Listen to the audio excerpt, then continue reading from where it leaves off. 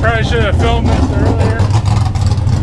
We're at the Invitational Pour Your Own Puddle event. I'm getting ready for first round. I drew an MR2. I'm third pair down in the right lane. So I gotta get going, but I'm gonna get some footage. I already ran a personal best paper, but hopefully we do better. So I'll see you guys up there.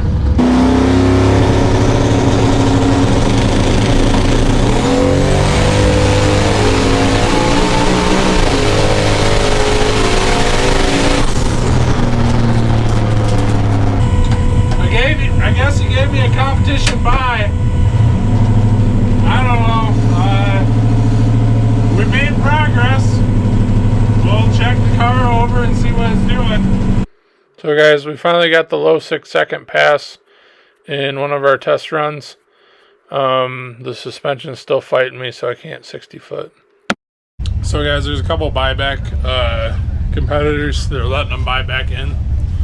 So I drew what they thought was a buy. One of the guys, I guess, didn't get wrote down that bought back, and it's a Chevy 2. Sorry I didn't get footage. It was just a buy run, so I'm going to insert some of the footage that I had from testing.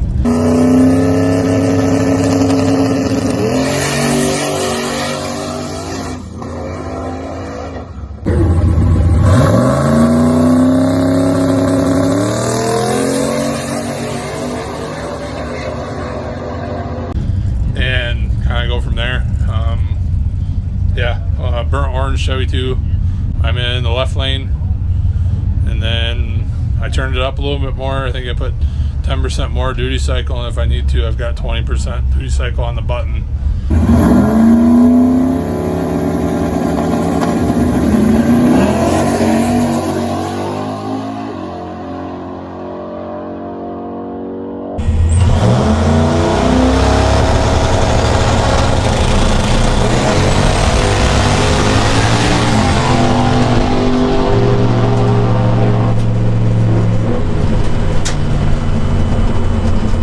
So guys, that last run was a little depressing there. I ended up going about 60 feet and then topping the shocks out. Tire got loose, drove to the right and out of the groove. It is what it is. I can't change the past now. The guy that I was racing there in second round ended up going on to be in the semifinals, or the finals, I guess. He raced Malone, and Malone ended up winning. So after rewatching the footage, it's hearsay whether or not I would have been able to hang with him. I was 60 footing with him. Him being a nitrous car, I don't know how much he had in it or whatnot. I know I was at about 18 pounds. I did the best 60 foot of ever on that pass. It was a 1.4. And I had 8 pounds left on the button. Don't know if the engine or anything else would have took that. I mean, the trans would have, but the tires or whatever else may not have. I don't know. Feel like I had a shot. Blew it. It was mostly my fault. Obviously, the leaf springs, the leaf spring pack came apart. I feel like after sitting back and like watching a lot of the old footage that it's been an ongoing issue, that the little clamps that hold the pack together are gone. I don't know. I feel like it's been an ongoing issue. It separated so hard that it basically just took the one leaf spring and folded it up like this, and the other ones were just down there flapping in the wind. I'll put a screenshot of it up here.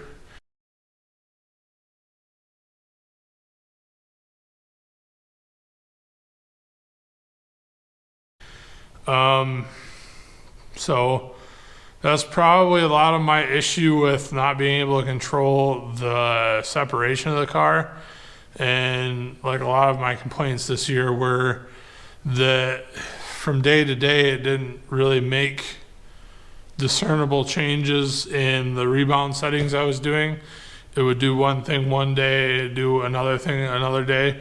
And obviously I never did a consistent like launch at 5 pounds, do everything exactly the same. So it was power related on how the combo would act, because it only had that one leaf spring really controlling the rebound, and it's obviously a wore out 6 leaf spring pack. Going forward, I talked to the monoleaf Calvert Springs people, and I kind of talked to them, and they asked about the setup, and I told them what I was doing, what I wanted to do. I don't want to lose my separation. I would still like to have separation. And they said, well, you'd probably be like a quarter of the separation because their monoleafs are so stiff. The package that they have is a 200-pound spring. It's the lightest they make, and that's all. You can go heavier, but that's the lightest one they make. To try to put that into perspective, I had 100. These were originally, when they come from the factory, 140-pound spring pack. Now, the one spring by itself in a 5-spring pack was probably not very much, but I feel like we could probably tune the spring pack to do what I want and still get the separation that I want. So I feel like I'm going to move to 150. Either stay on these springs and try to tune the spring pack, or move to like a 152-pound spring pack, which they sell, a multi-leaf spring pack, and then try to tune that. I don't know what we're going to do for next year, but it's basically just kind of up in the air right now.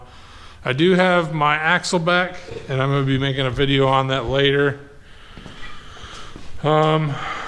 Somebody had asked me about it, but we do have it back, the new one, and we're going to be doing a video on it whenever I get the parts for it. I'm going to ditch the shackles, but we have a set of sliders. We're not going to use them ones. That'll be a surprise for later. Yeah. Once again, probably changing the whole car. Don't really want to. I'm about out of fuel with my 4303. The pressure started dropping off. I originally thought it was a filter issue. I don't think it was. It's still doing it in the data logs. So I don't really know what I'm going to do for that. If I change that, I'm probably going to go to like a way overkill pump that'll supply 1800 horse, which there's very few. I mean, Holly Dominator pump or like a Aeromotive brushless. It's going to be something brushless if I get it. I don't really know at this point what we're going to do for the fuel. I do know that we're putting the rear end together with good parts. We're going to do 35 splines and a spool. You get different wheels. Had a problem with the wheels spinning on the rim, so we're going to get rid of, or we're going to change to like a bead lock, at least one single bead lock, and then attempt to do the front end, change that over to a strut front end with the brakes that I have, and then ditch as much weight as I can, get all the weight out that I can, and then if I have time, then I will do the turbo setup, which will entail doing probably twins, different intercooler, different cold and hot piping. Probably go with some stainless headers to ditch a little bit more weight, because we're super weight conscious on this. Obviously the car's still really heavy. I don't want it to be really heavy. I would like it to be under 3,000 pounds of meat in it. Don't know if that's achievable because I am a bigger person. So yeah,